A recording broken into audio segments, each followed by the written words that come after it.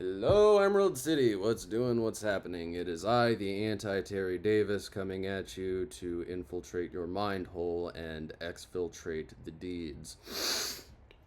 I'd just like to make an informal introduction, address a few points of order for what this channel, or at least what I intend this channel to be going forward.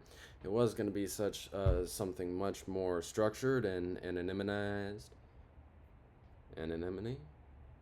Seamonemone. Whoa.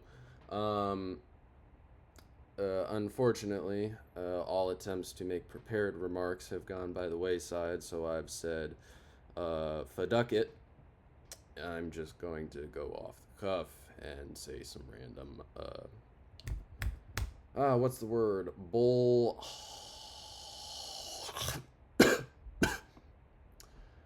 Excrement. So let me just go ahead and prepare our presentation for today. Alright, here's where a great saga begins. Point of order 1. Brief thoughts loosely pertaining to the Gilligan's Island Stop Killing Games. Point A. Limitations of physical media. So, first thing we have to address is that you can no longer fit, the modern day Doom on a 3.5-inch floppy disk.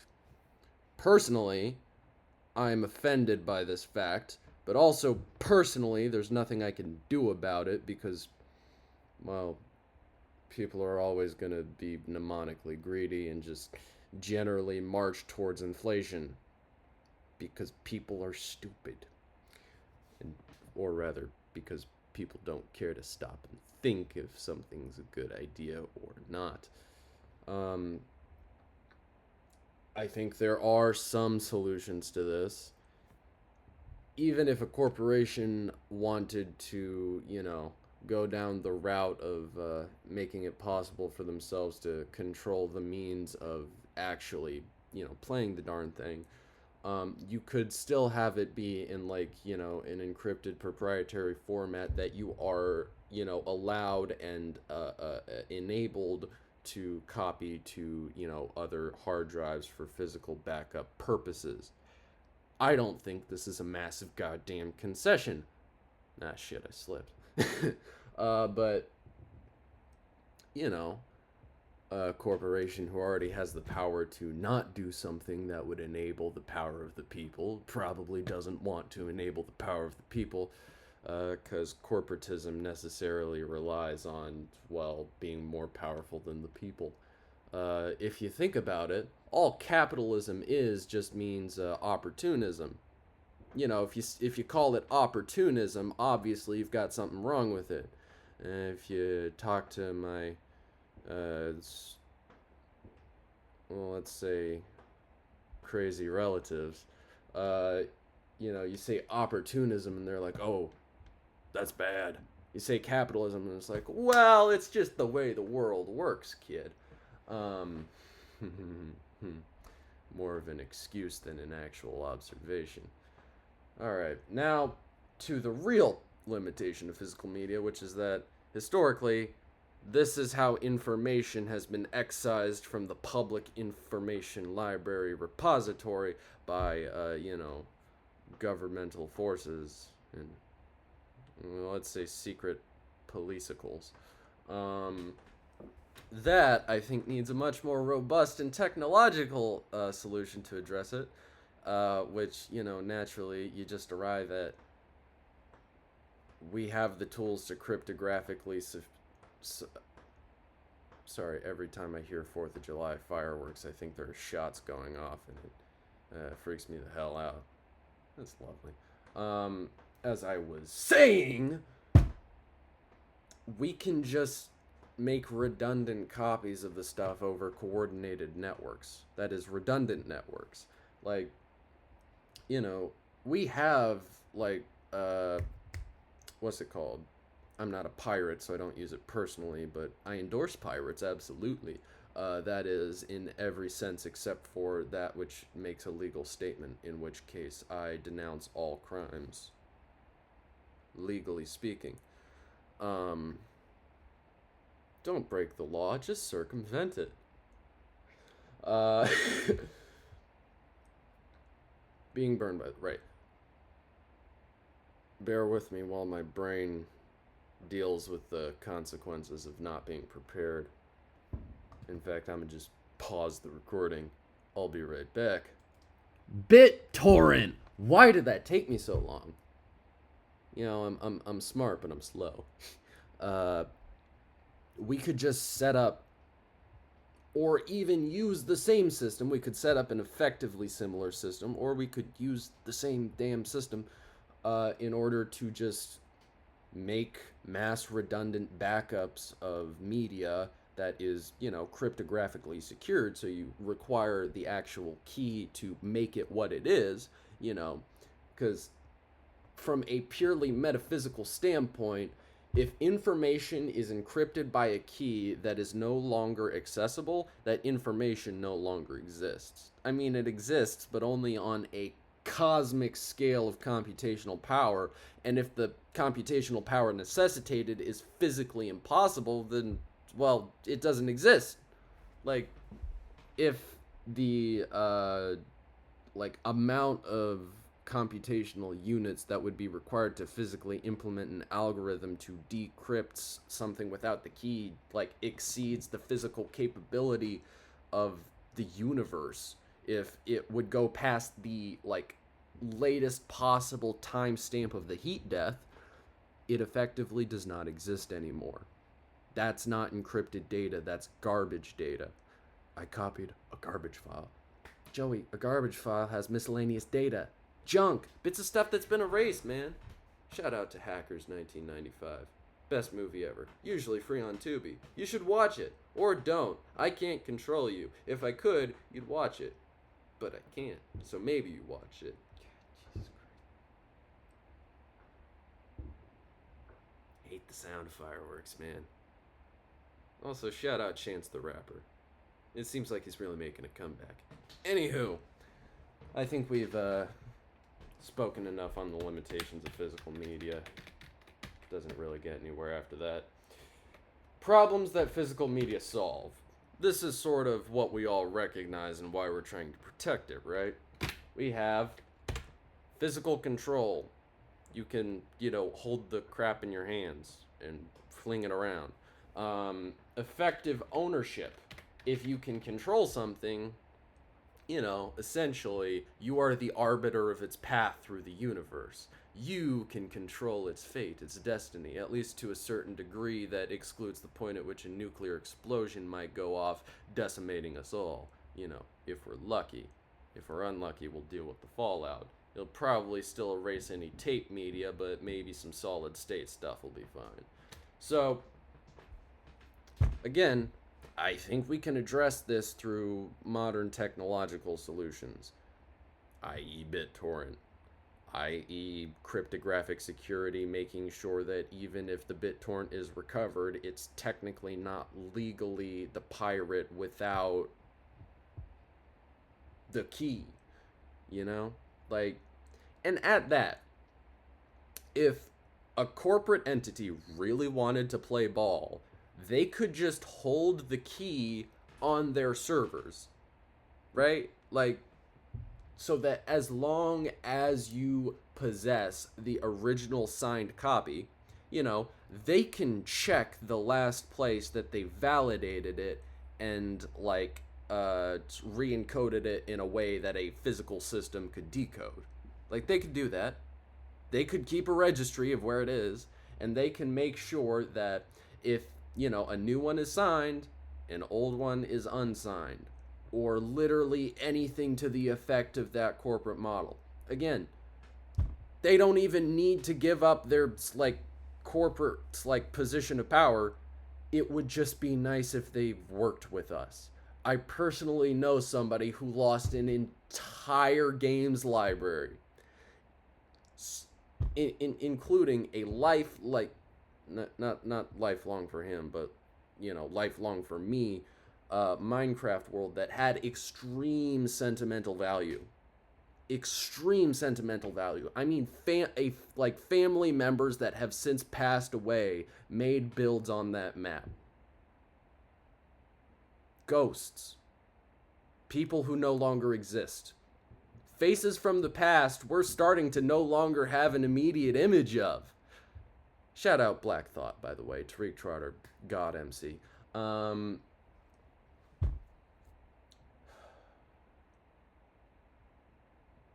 It should not be the case that this data is unrecoverable. In fact, even in the case of Minecraft specifically, we absolutely should have the legally protected right to go into the save file and copy it, which we could not do because nobody gives a shit about us. Nobody cared to make that happen. And we have no power. We have no open source integration. We cannot write, run, sign, submit programs for this entity without it going through their direct approval. And they do not give a flying about like making our lives better so long as it doesn't affect their profitary metrics. A corporate entity is necessarily metricized. And when you have a goal that has been given a metric definition, the game shifts from actually maintaining a good faith like implementation of the goal's intention to just gaming the goal. We have an entire culture made out of gaming the goal of money. Shout out educators, you know exactly what's going on. Shout out everybody who's ever had to deal with an unwanted productivity metric. You know what's going on. What's going on?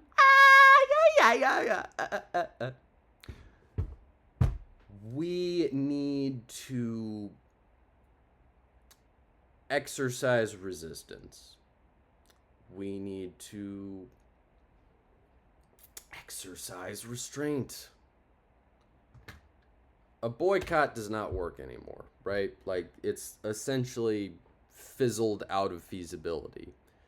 Not even due to the structural nature of the act, but just due to our like psychological and cultural conditioning getting to such a point that we can be entirely manipulated by not even that smart of like people and entities.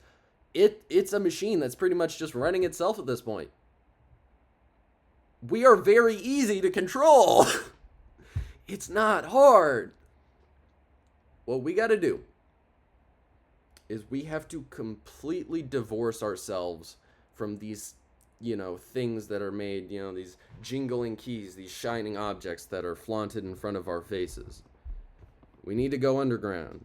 We need to go FOSS, free and open source software.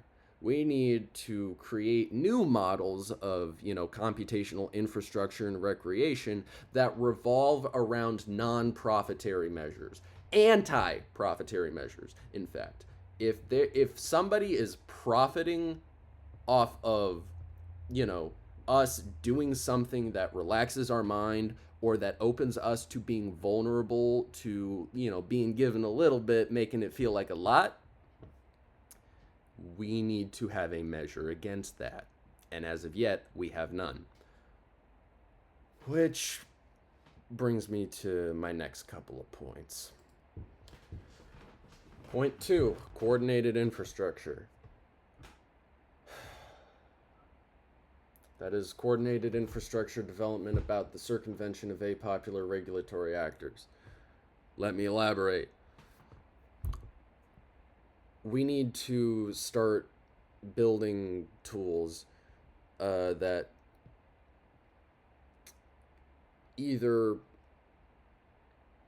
make it not necessary to involve ourselves in, structural means that are easily controlled by corporate entities, or we need to covertly and subversively hijack the publicly available infrastructure afforded to us by, corporations like Microsoft and Google and all of them folks. And, use the freely available tools that have some leverage over data storage and communication in order to, build, like, comprehensive tool set of uh, you know data transfer and communications protocols and just standards like systems. Um, that specifically, I won't speak too much further on because I actually do have some things in the works that I don't want to be, you know, immediately broadcasted. Although, if you know, you know, and if you know how to get in touch through the proper channels, do so if you would like to contribute in any way to the cause. Um, but what I will speak on is the broader idea of secure distributive networks that are attaching to those available resources, and that is that we have a lot more afforded to us than we are actually making use of. And very simply, we need to exercise our provisional rights to the fullest extent. Okay. Reclamation of cultural assets and development coordination. First of all, it is of imperative note that the societies that we inhabit, i.e., the human networks we exist within, our culture is largely handpicked for us by entities who may not ever have our best interest in mind, but do absolutely have their best interest in mind. So we need to reclaim the, and to an extent, with the internet age, this has been beginning, and we've actually seen a subtle pushback from government entities and, you know, corporate collaborators. But we need to reclaim our cultural productions. We need to have very conscious and pointed discussions about the directions in which we would like our cultures and societies to move forward in, instead of simply letting it passively happen. And we also seriously need to protect these discussions in, you know, like rooms where bad faith actors would have an extreme difficulty getting their foot in the door. Um, Naturally, this applies to sort of the levels and subsystems in which cultures organize themselves.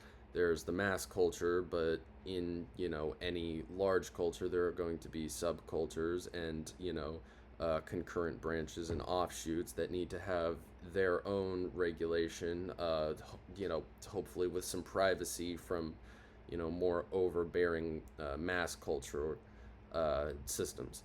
Uh, and we really need to put some thought into protecting our ability to dictate the ways in which we want to move forward as people of human existence.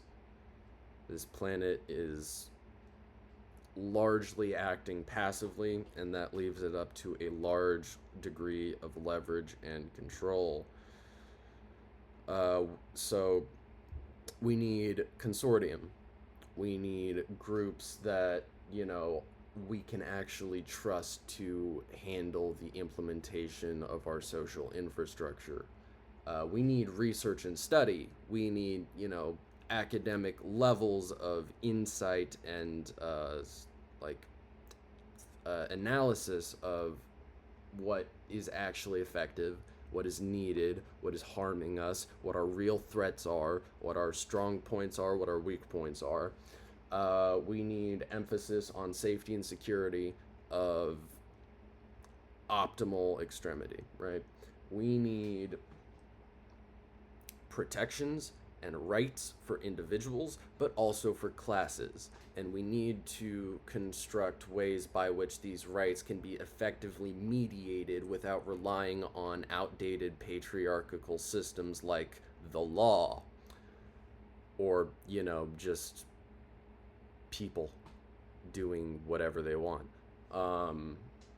We need, finally, a normalization of an extended antitrust culture. If you speak to regular, degular ass people on the street, they are not nearly as paranoid as they really should be. And even the few who you'll run into who are massively paranoid don't tend to be pouring that paranoia into the, properly, like, constructive outlets that they really should be in order to, exercise the intent of that paranoia. On the one hand, being afraid, it's really easy to start acting erratically and without forethought. On the other hand, we absolutely need to be afraid, and we also need to act rationally to address that fear. This is a massive issue, and we need to get people to stop being comfortable, because it is mainly comfort by which we are controlled in our current society. You get a little, they make you think it's a lot, all of a sudden you're protecting it by, slitting your cousin's throat in the name of the holy overlord system of capital. That sounds extreme, and it is. It's also true. Point C, removing ourselves from standing infrastructure and profitable cultural exchange. We need to develop our own social networking systems. Right now, it's in the hands of entities who have the interest, the express interest of profiting off of the people.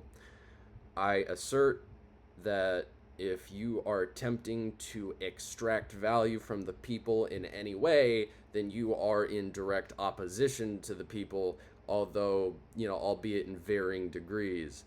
And, if it's less so that you're trying to, extract for yourself and just trying to extract in order to maintain the effective running of the machine that you're trying to provide to people, that's a different thing. That's a different topic.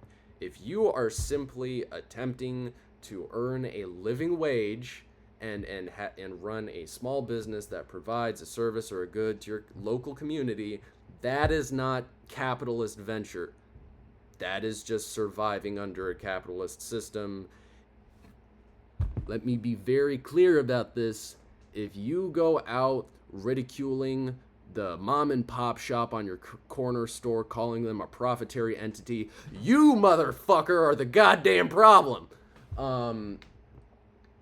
So we need to develop our own infrastructure.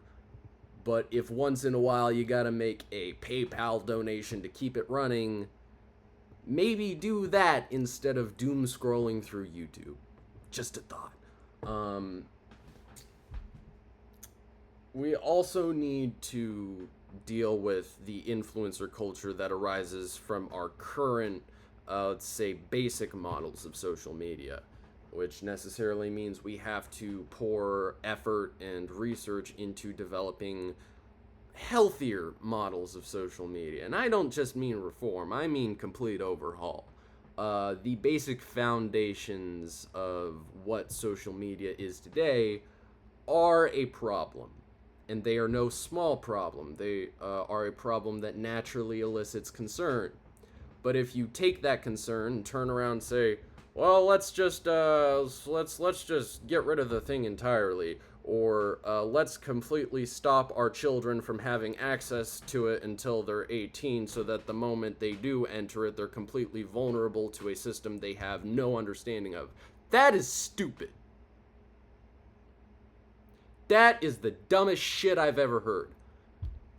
In this day and age, being able to navigate social media is not just a social consideration, it is something that you need to be able to understand how to do in order to maintain an increasing number of careers. You need to be able to understand how to navigate the current modern human social landscape, and this necessarily involves technological acumen. You cannot fall behind the times, because with how cutthroat the world gets more and more every day, if you're not first, you're last, right? We need to develop models by which we can safely and progressively assist the new generations in learning how to navigate these spaces and, challenging situations without throwing them into the deep end like we are right now. We do not currently have a good solution to this. The two solutions we do have are fuck all whatever, let them have at it, and completely remove their ability to process modern information. Neither of these are good.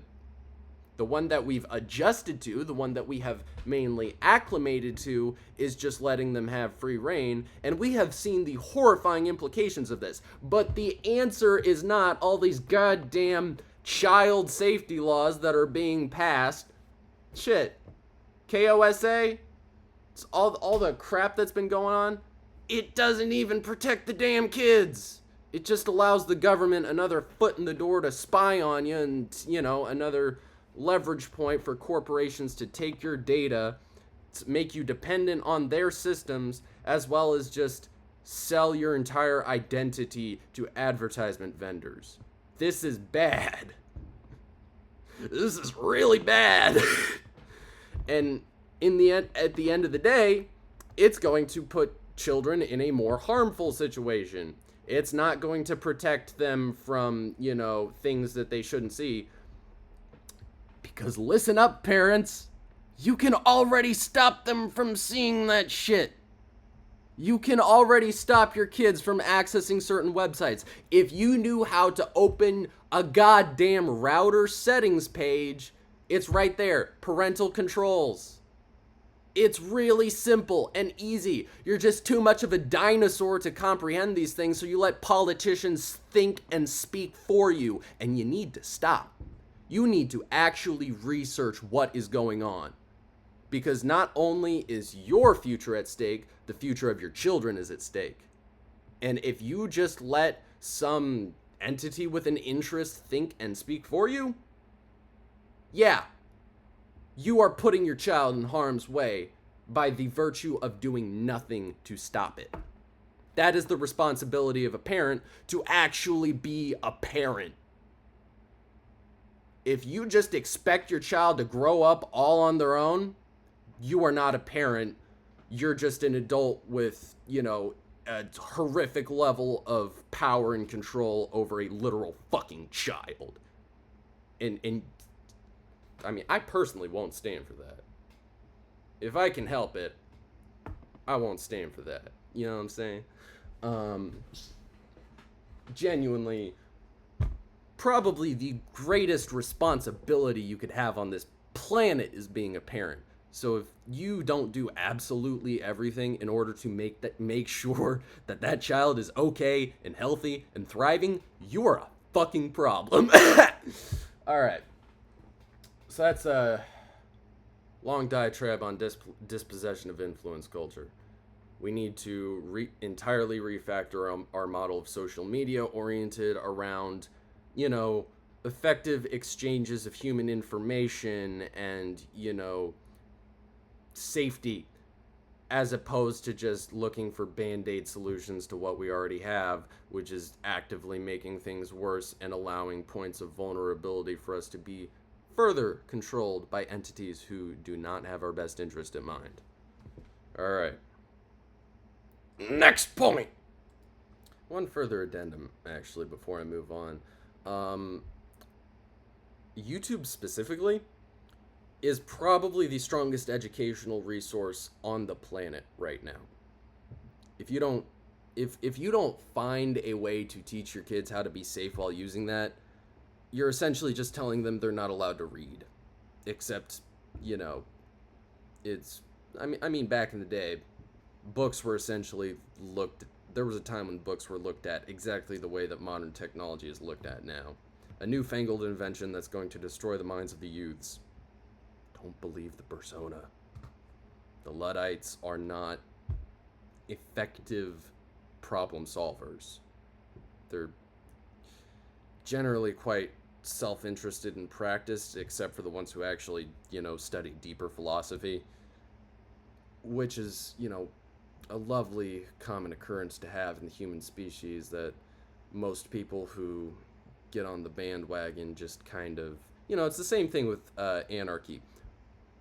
Most people who call themselves one, they have no fucking clue what the actual theoretical and philosophical doctrine behind the concept is. They just take an easy solution when they see it. There are genuine anarchists and genuine neo-Luddites out there who actually have a rigorous foundation for their philosophy. But most people, again, thanks influencer culture, it's not like it's new, but it's getting worse. Most people just jump on the bandwagon without critically thinking or asking questions. This is something we need to solve as fast as humanly possible. Point 3, thank God a little shorter than the previous ones. Learn programming, use LaTeX, and get a copy of Ubuntu, goddammit. We are too dependent on other people building our infrastructure, on Microsoft fucking Word. Did you know that if you're a government contractor, you have to use Microsoft Word because Microsoft duped the government into thinking it's the best, most secure solution? Jesus Christ. And get a fucking copy of Ubuntu, goddammit. It is not hard. Ubuntu, at this point, is so user-friendly. It has its own app store, for God's sake. Oh my God, there should be no reason that, like, anybody who has a choice is using Windows. There should be only select few reasons that a person uses Mac. Get into Linux. The only reason that it has not taken over in absolute ubiquity is that it's effectively impossible to get OEM manufacturers to ship machines with Linux because, they don't have profitary levels of money to exercise their will. Again, because the world is born backwards. In fact, it is our human duty, our poo-poo, to reorient the world. We are born into a chaotic state. It is our responsibility as the arbiters of production to take this chaos and to make it functional, to heal from the natural dysfunction of the universe. The universe naturally tends to entropy the way we move through time. It is our responsibility to fight it because it is our responsibility to live. By the act of breathing, you are fighting the natural state. This is what you were born to do. It's in your genetic code. It's in your base genetic code. It's in the oldest genetic code you have. This doesn't start with Animalia. This doesn't start with the eukaryotes. This is life itself. This is evolution through reproduction. By the very virtue of being beings, it is our responsibility to heal from natural dysfunction. So get off your ass. Learn programming, use LaTeX, and get a copy of Ubuntu. Do it. Next point. Okay, I'm going to actually briefly elaborate on the programming part. The other two are perfectly explained. I'd like to illustrate a minor truth, or at least a kernel of one, from which further extensibility can be derived, because we daily drive Linux. We use kernel modules. This ain't no MS-DOS. Back in the olden days, if you had a car and you didn't know how to repair that car, you didn't even understand how the car worked, you couldn't pop the hood and notice the one very obvious thing that was wrong immediately. You could not diagnose the basest of problems, the first things you're ever taught. And you relied on a mechanic to even tell you the simplest facts of the case, of the problem. You would be considered a moron. Or, at least under the patriarchal framework, you'd either be, a man who didn't know and considered a moron, or a woman and considered a woman, but fuck patriarchy. So we're just gonna axe that shit in the back. You know, Homer Simpson Shining style. I mean Shinnin.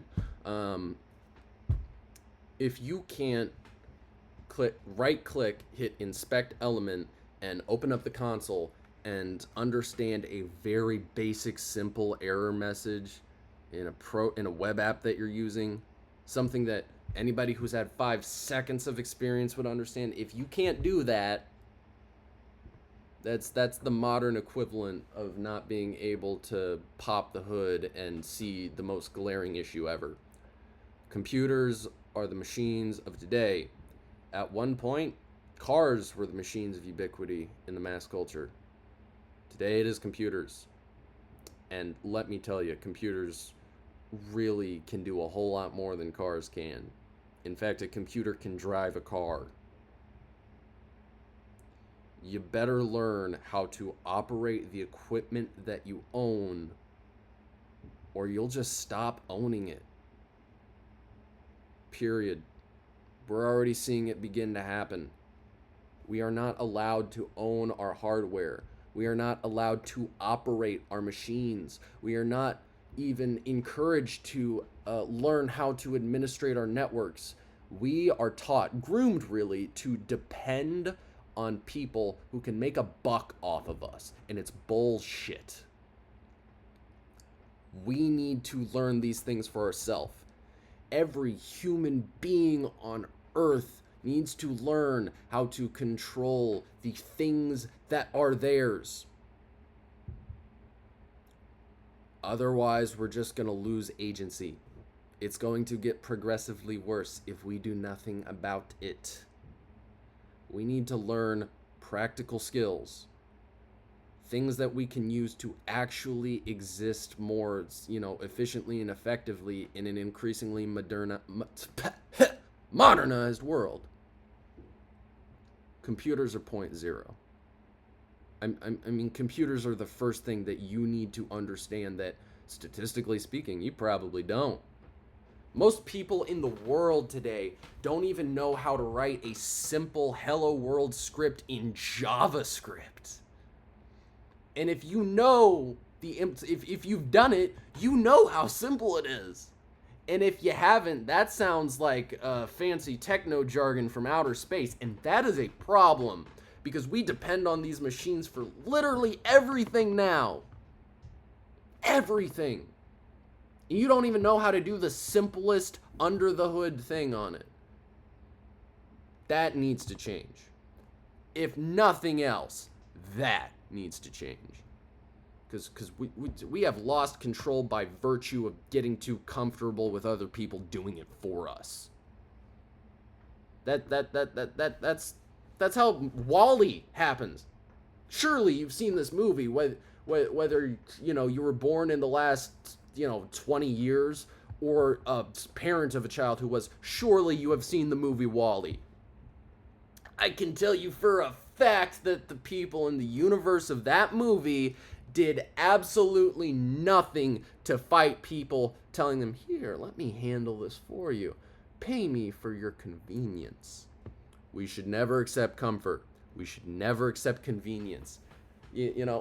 When people get called sellouts for getting a job, people from counterculture movements of days past, they get called sellouts. The people who call them sellouts don't understand why they're calling the person that, but they do recognize that an adherence to comfort and status, it incentivizes you to act in the interest of the systems that control you. You become assimilated, indoctrinated.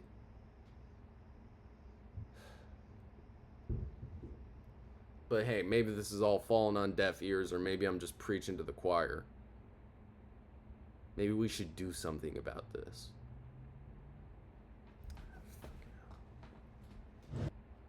It's the simple law that each must teach, and education is elevation.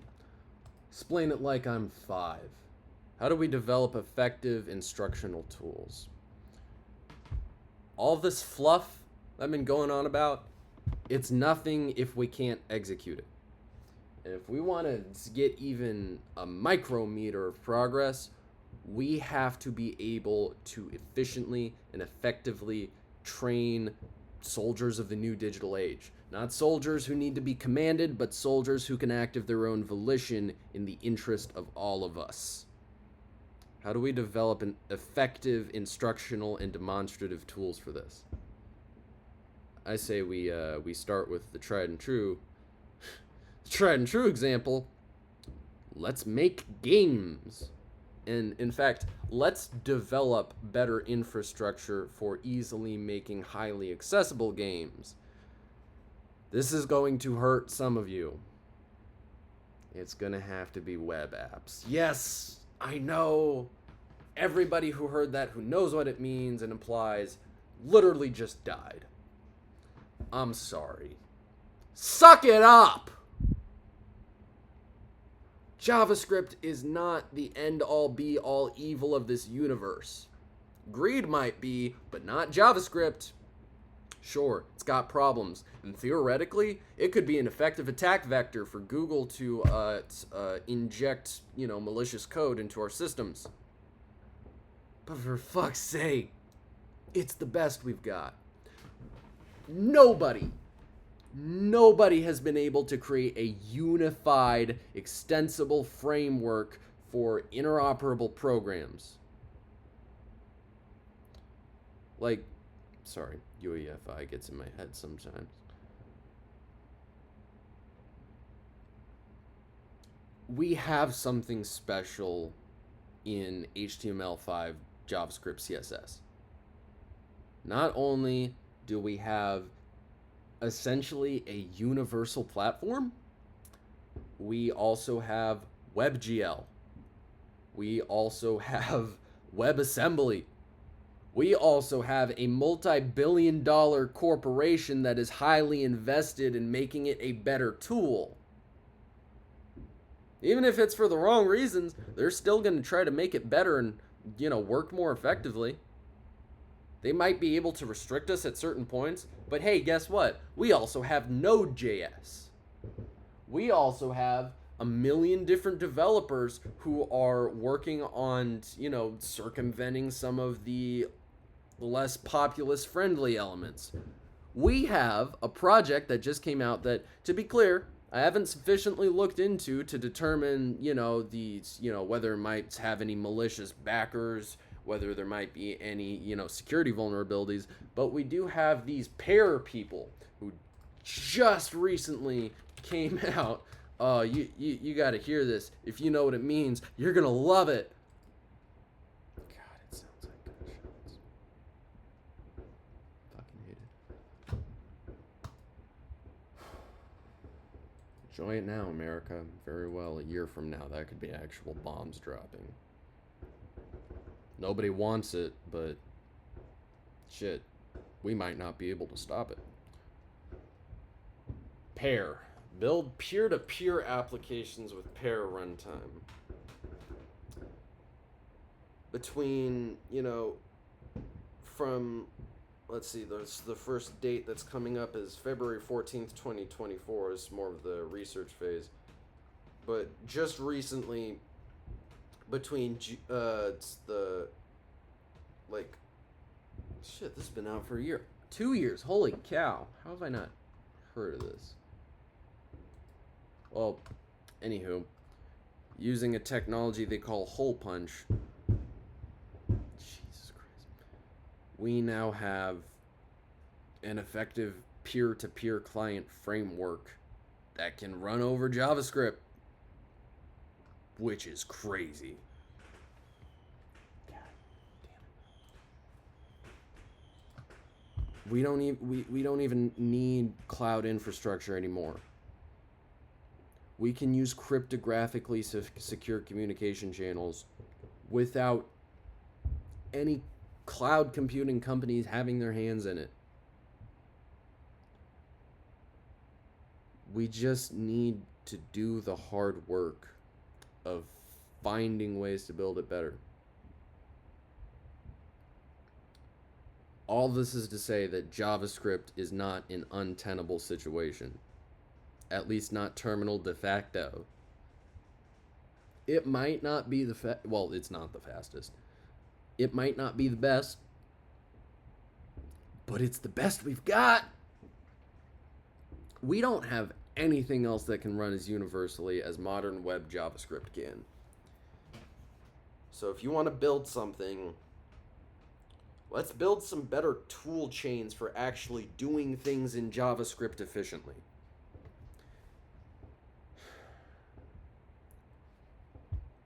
It's accessible. You know, its efficiency scales with your level of expertise. It enables, functional programming if you would like to do that, which is a good idea if you can. But you can also get beginners into it very easily.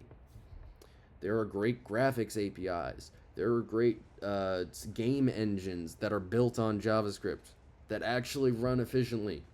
We don't need Unity. We don't need Unreal. We can do it ourselves. We need to develop instructional tools for modern skills. We need to be able to get these tools in the hands of people with no formal education, whether that means high school dropout who wants to put their life towards something, because low-key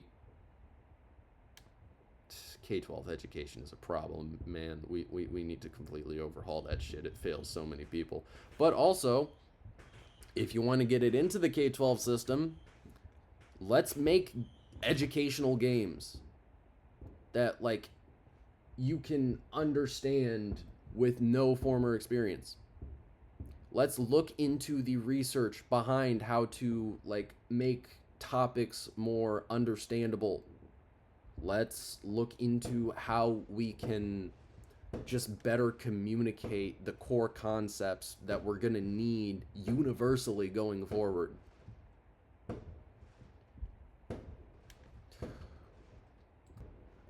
God, I hate Independence Day. Not the movie. I haven't seen the movie. Although I haven't heard it's great. But still better than this. If we are going to build the Matrix, we should probably do so ourselves before the ruling class and AI superintelligences get a chance.